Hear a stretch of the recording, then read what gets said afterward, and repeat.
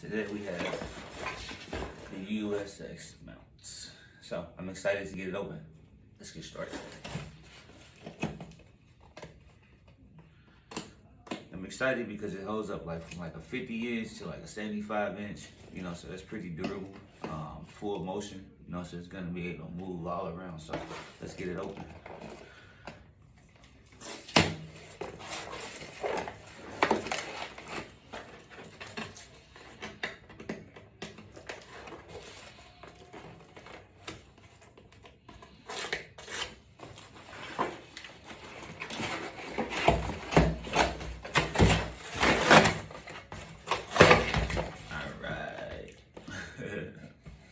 Alright, so you got your mechanic, you got your mechanic manual if you want to call it.